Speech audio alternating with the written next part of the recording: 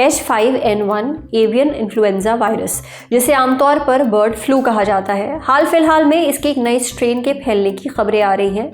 इस नए स्ट्रेन का नाम है D1.1। इसके मामले मुख्य रूप से अमेरिका में पाए गए हैं।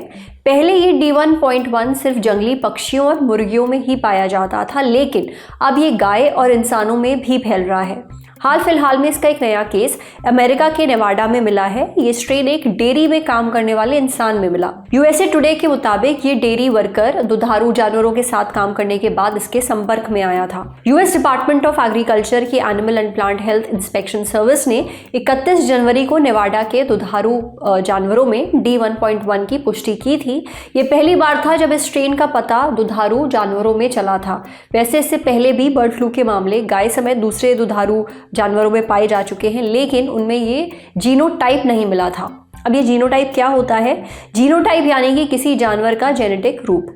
अब तक मिली जानकारी के अनुसार D1.1 कुल 3 लोगों में मिला है। एक नेवाडा के डेयरी वर्कर में, जैसा भी आपको बताया, जिसकी आंखें लाल हो गई थी, उसे कंजक्टिवाइटिस हो गया था, हालांकि अब वो ठीक हो चुका है। दूसरा कनाडा की 13 साल की एक लड़की में, जिसके लक्षण गंभीर हैं लेकिन वो धीरे धीरे ठीक हो रही है। तीसरा अमेरिका में एक स्टेट है लुइसियाना, वहां रहने वाले एक बुजुर्ग में जिनकी मौत भी हो गई। लुइसियाना के डिपार्टमेंट ऑफ हेल्थ की एक प्रेस रिलीज के मुताबिक जिन बुजुर्ग व्यक्ति की मौत हुई है उनकी उम्र 65 साल से ज्यादा थी। वो लंबे वक्त से बीमार चल रहे थे, यानी उन्हें पहले से कई बीमारियां थी। दिसंबर के 2024 में वो बर्ड फ्लू के D1.1 स्ट्रेन के संपर्क में आए थे। बर्ड फ्लू के इस नए रूप के क्या लक्षण हैं और क्या इससे हम भारतीयों को भी डरने की ज़रूरत है, क्योंकि हमारे देश में भी बर्ड फ्लू के केसेस बहुत तेज़ी से फैल रहे हैं? ये सवाल हमने पूछा डॉक्टर कुलदीप कुमार ग्रोवर से। डॉक्टर कुलदीप कहते हैं कि बर्ड फ्लू के इन नए लक्षणों में बुखार, खांसी, गले में खराश, मांसपेशियों में दर्द और सांस से जुड़ी समस्याएं शामिल हैं।